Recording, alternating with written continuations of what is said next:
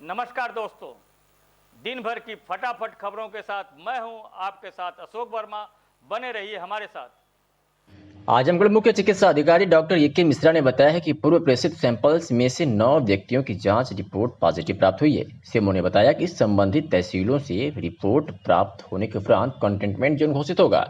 उन्होंने कहा कि इस प्रकार अब तक कुल 208 कोरोना पॉजिटिव मरीज पाए गए हैं। वर्तमान समय में 39 एक्टिव केस हैं, 162 मरीज स्वस्थ होकर डिस्चार्ज हो चुके हैं तथा 7 मरीज की मौत हो चुकी है।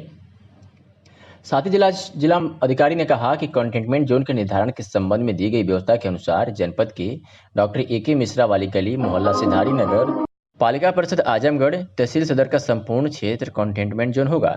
इन क्षेत्रों में कंटेनमेंट जोन प्रोटोकॉल का 100% अनुपालन सुनिश्चित किया जाएगा, जिसमें कॉन्ट्रैक्ट ट्रेसिंग चिकित्सा अधिकारी द्वारा किए गए रिस्क निर्धारण के आधार पर व्यक्तियों को होम इंस्टीट्यूशनल क्वारंटाइन किया जाना। इस हेतु आकलन संबंधित व्यक्ति के लक्षण, कन्फर्म केस व उनके संपर्क स्थिति तथा यात्रा इतिहास के आधार पर किया जाएगा।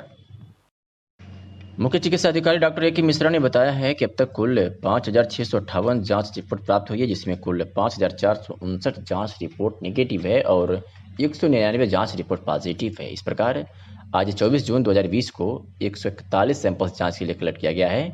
अब तक कुल 6,032 सैंपल्स जांच के लिए कलेक्ट किया गया है। इसमें से 5,658 की जांच रिपोर्ट प्राप्त हुई है और अभी 374 रिपोर्ट का इंतजार है। मुख्य चिकित्सा अधिकारी डॉक्टर ए.के. मिश्रा ने कहा कि 2 और कोरोना पॉजिटिव मरीज स्वस्थ होने के उपरांत डिस्चार्ज किए गए हैं। अब तक कुल 199 कोरोना पॉजिटिव मरीज पाए गए हैं। वर्तमान समय में 30 एक्टिव केस हैं, 162 मरीज स्वस्थ होकर डिस्चार्ज हो चुके हैं तथा 7 मरीज की मौत हो चुकी है। उन्होंने कहा कि कुल 30 एक्टिव केस में 24 को L1 अस्पताल महामृत्युंजय डेंटल कॉलेज इटौरा में भर्ती कराया गया है, तो वही 5 मरीज को पीजीआई चक्रपाणपुर में, एक कोरोना पॉजिटिव मरीज को इलाज के लिए बेचू रेफर किया गया है। आज कांग्रेस पार्टी के नेताओं और कार्यकर्ताओं ने बढ़ते तेल के दामों के विरोध में जुलूस निकालकर प्रदर्शन किया है और हाथों में तख्तियां लेकर मोदी सरकार मुर्दाबाद के नारे लगाए हैं। आपको बता दें कि आज जनपद में कांग्रेस पार्टी के नेताओं ने पार्टी कार्यालय से जुलूस निकालकर देश में बढ़ते तेल के दामों का विरोध किया। इस दौरान कांग्रेसियों ने हाथों में तख्तियां लेकर मोदी सरकार मुर्दाबाद के नारे भी लगाए। क्या कुछ कहा बिलाल अहमद अधिवक्ता ने, आपको सुनवाते हैं। कार्यक्रम के संबंध में बताना है, पूरा परिचय के साथ। मैं बिलाल अहमद बेग, एडवोकेट, कांग्रेस पार्टी। आज पूरे देश में, प्रदेश में जिस तरह से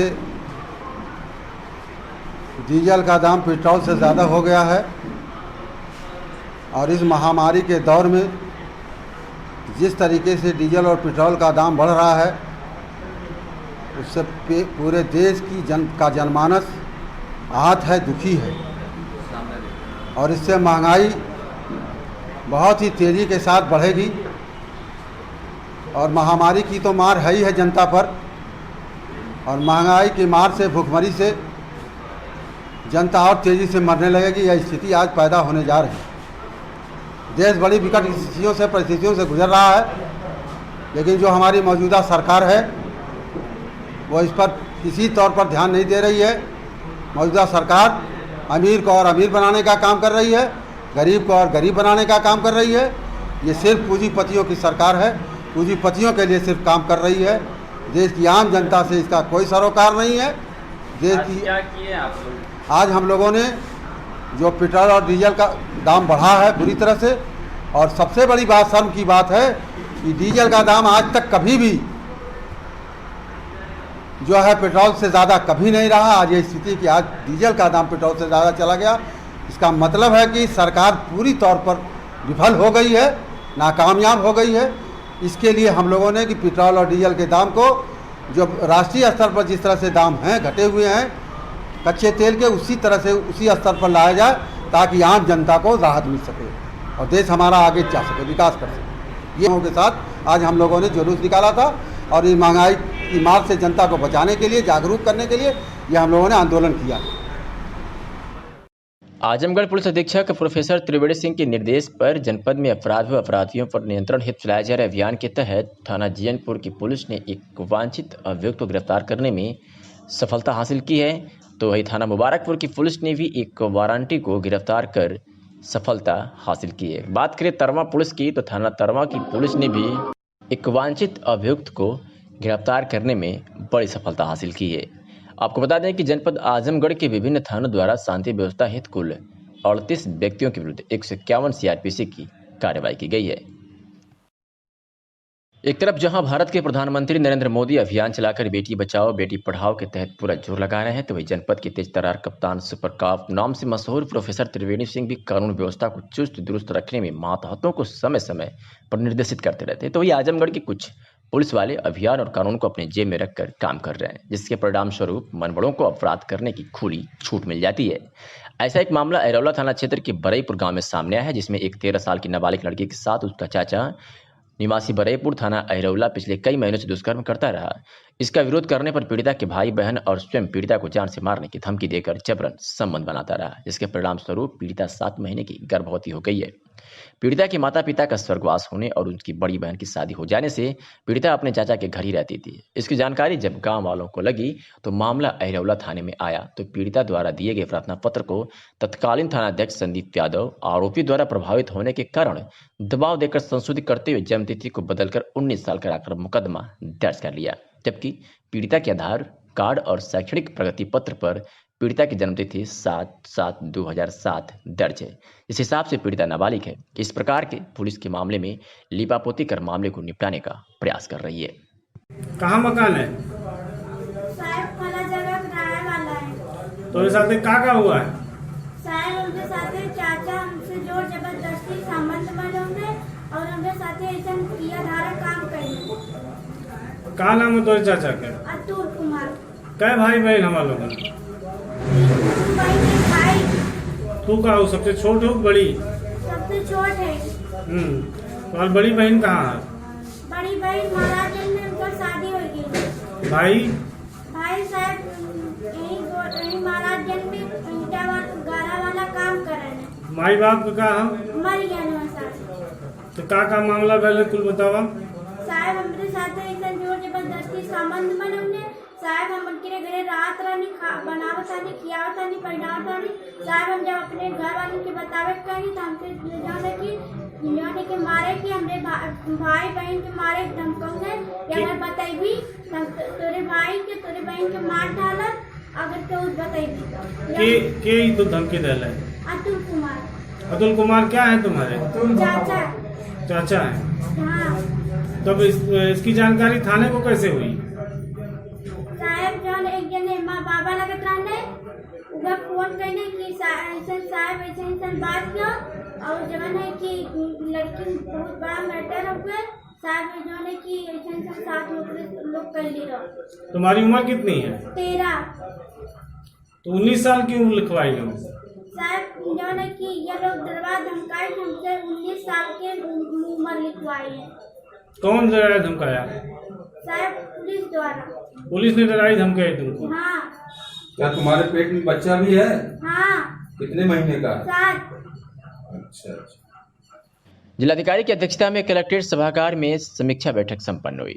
इस अवसर पर जिलाधिकारी द्वारा जननी सुरक्षा योजना भुगतान, नियमित टीकाकरण, प्रधानमंत्री मातृ Vandana Yojana, village profile status, गर्भवती महिलाओं का पंजीकरण, चाइल्ड पंजीकरण, आशाओं का भुगतान, आयुष ओपीडी व टीबी के मरीजों के अंकन की समीक्षा की गई।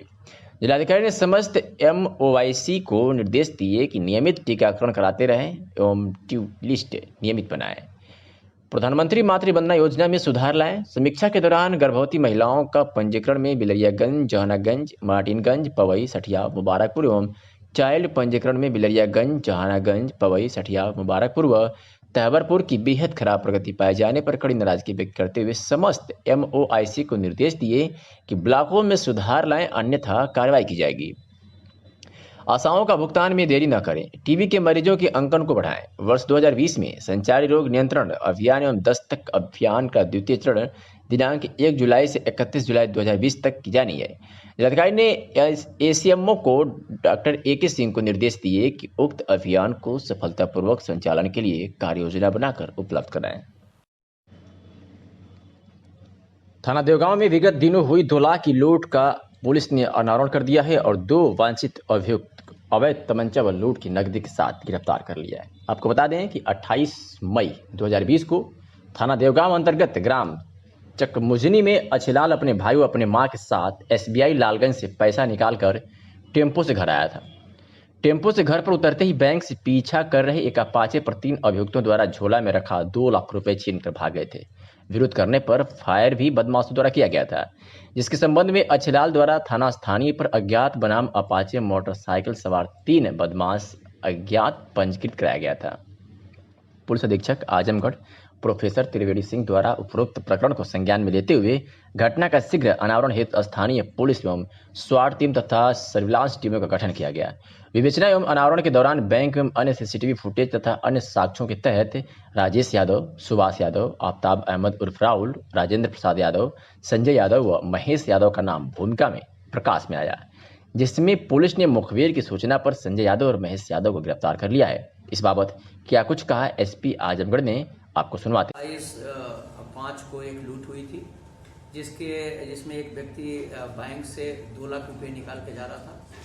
उसको मोटरसाइकिल से 3 लड़के आए और उसकी घर के ठीक सामने उसका पैसा छीन करके भाग गए।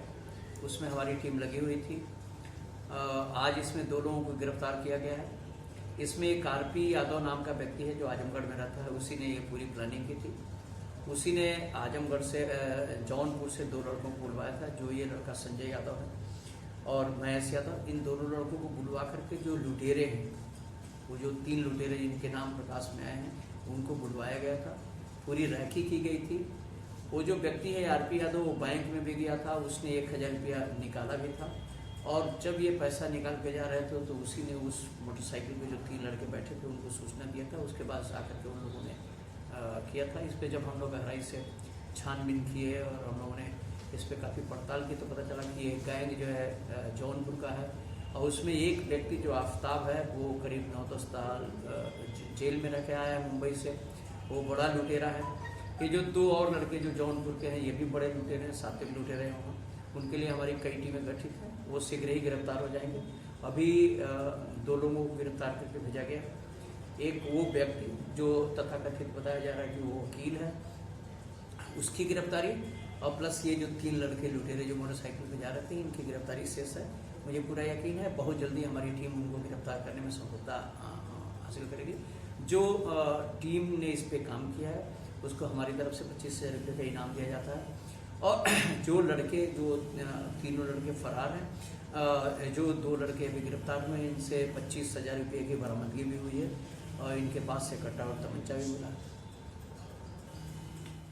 आजमगढ़ में नारी शक्ति संस्थान के कार्यालय मोहल्ला सीताराम में डॉक्टर पूनम तिवारी के नेतृत्व में सामाजिक दूरी का पालन करते हुए नारी शक्ति संस्थान की महिलाओं ने चीन द्वारा अघोषित युद्ध छिड़ जाने के विरोध में फिल्म चाइनीज सामान के बहिष्कार हेतु एक संगोष्ठी का आयोजन किया, जिसमें शहीद हुए वीर सपूतों को श्रद्धांजलि देते हुए चाइना के सामानों का बहिष्कार करने की शपथ भी ली और लोगों से संस्था द्वारा यह अपील भी की गई कि सभी लोग चाइना के सामानों का बहिष्कार करें, जिससे चीन को आर्थिक क्षति पहुंचाई जा सके।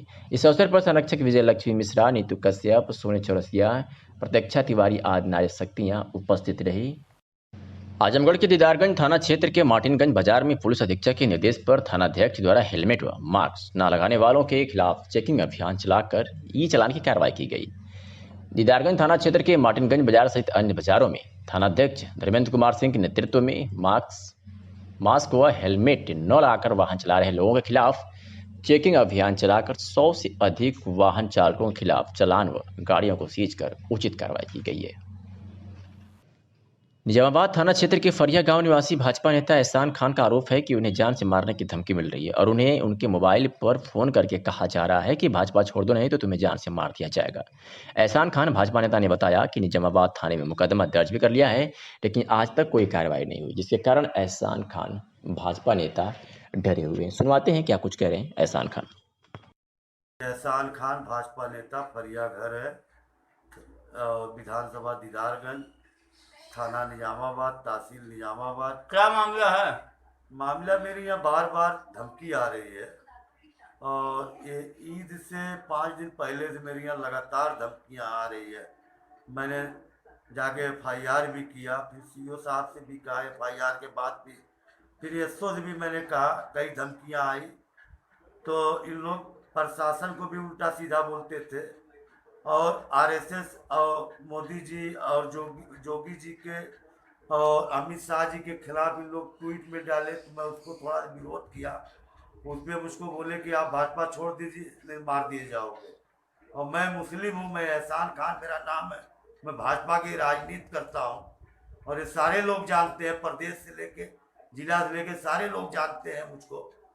और मुझको बार बार धमकियाँ मिल रही है। मैं निकलता हूँ तो बड़ा आगे पीछे भी कुछ लोग मतलब लगे रहते हैं। लोगों का कहना है कि भाजपा छोड़ दो, मैं मार दिए जाओ। हाँ, मार दिए जाऊंगा, भाजपा छोड़ दीजिए। और मैं आपने FIR वगैरह किया है? हाँ, हमने किया है। हमने CO साहब को भी 4 दिन पहले हमने उनके WhatsApp पे भी भेजा है और फिर CO साहब को भी कहा है। FIR तो 10 दिन 15 दिन पहले दिया है। अभी उन लोगों के खिलाफ कोई कार्रवाई नहीं हो पाई है। आजमगढ़ के निजामाबाद थाना क्षेत्र के फरिया स्टेशन के पूर्वी सिग्नल के पास अज्ञात महिला की शव मिली है। GRP ने पोस्टमार्टम के लिए भेज दिया है। फरिया रेलवे स्टेशन के पूर्वी सिग्नल के पास लगभग 40 वर्षीय महिला की लाश को लोगों ने देखा तो तुरंत इसकी सूचना फरिया पुलिस को दी और फरिया चौकी प्रभारी अपने हमरायों के साथ घटनास्थल पर पहुंचकर मौका मुआयना किया। पूर्वी सिग्नल के अंदर होने के कारण घटना की सूचना GRP आजमगढ़ को दी तो GRP प्रभारी ने अपने हमरायों के साथ घटनास्थल पर पहुंचकर शव को पोस्टमार्टम के लिए भेज दिया है। 25 जून 1975 में लागू आपातकाल भारत के लिए काला दिन था। इस अवसर पर आज 25 जून को सपा कार्यालय से कलेक्ट्रेट चौराहे तक समाजवादी पार्टी ने मार्च किया। इस कार्यक्रम में अतरौलिया विधायक संग्राम यादव, बबीता चौहान, सपा जिलाध्यक्ष हवलदार यादव, DAP कॉलेज के पूर्व अध्यक्ष दुर्गेश यादव सहित सैकड़ों सपा उपस्थित रहे। मीडिया से हुई बातचीत में सपा जिलाध्यक्ष हवलदार यादव ने कहा कि भाजपा सरकार महंगाई की सरकार हो गई है। डीजल पेट्रोल के दाम आसमान छू रहे हैं। आज के दिन में महंगाई का ये हाल हो गया है कि डीजल के भाव पेट्रोल से ज़्यादा हो गए हैं। इस सरकार में बोलने की आज़ादी नहीं है। जिन पत्रकारों लेखकों ने बोलने का प्रयास किया उन्हें जेल में डाल दिया गया। जिस हिसाब से डीजल के भाव बढ़ रहे हैं उससे अंदाजा लगाया जा सकता है कि आने वाले दिनों में महंगाई और बढ़ेगी और उसकी मार गरीबों पर पड़ेगी। और क्या कुछ कहा सपा जिलाध्यक्ष हवलदार यादव ने, आप भी सुनिए।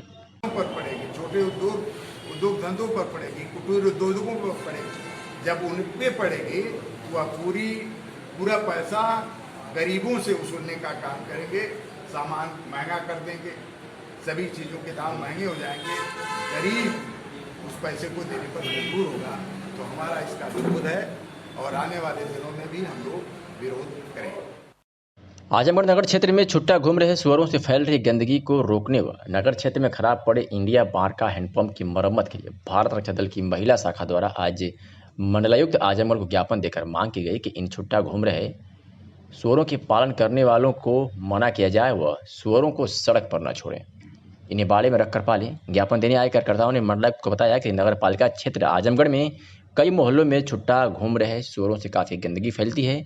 गलियों सड़कों पर सुबह सुबह सुअरों का बीट काफ़ी मात्रा में पड़ा रहता है जो लोगों के जूते चप्पलों से चिपक कर घरों तक जाता है। साथ ही ये सुअर दिन भर नालियों गड्ढों में लौटते रहते हैं जिससे गंदा पानी रास्ते व सड़कों पर फैलता है। साथ ही इनके शरीर से गंदा पानी और कचरा छिटक कर लोगों के शरीर व कपड़ों पर पड़ता है जिससे तमाम तरह की बीमारियाँ फैल रही है। इस संबंध में नगर पालिका आजमगढ़ को कई बार सूचना और प्रार्थना पत्र दिया गया लेकिन कोई कार्रवाई नहीं हो रही है। साथ ही भी बताया गया कि नगर क्षेत्र में कई स्थानों पर इंडिया मार्का सरकारी हैंडपंप लगे हुए हैं जो विगत कई महीनों से खराब पड़े हुए हैं। सूचना और प्रार्थना पत्र देने के बावजूद कोई सुनवाई नहीं होती जिससे लोगों को पानी की परेशानी हो रही है। इस संबंध में मंडलायुक्त ने भारत रक्षा दल के पदाधिकारियों से कहा कि इसके लिए आज ही नगर पालिका आयुक्त को कार्रवाई के लिए मैं निर्देशित करूंगी।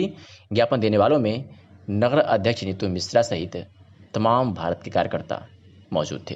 मैं भारत रक्षा दल छाया अग्रवाल महिला जिला अध्यक्ष यहाँ आई थी ज्ञापन देने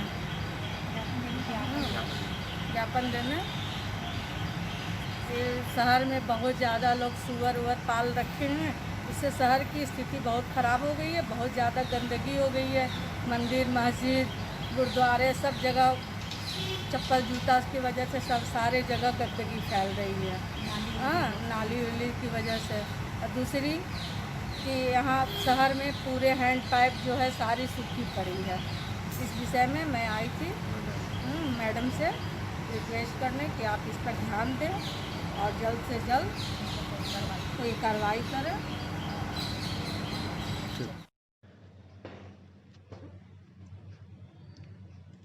रोल कैमरा एक्शन एक फिल्मकार के जीवन में बहुत अहम रहता है।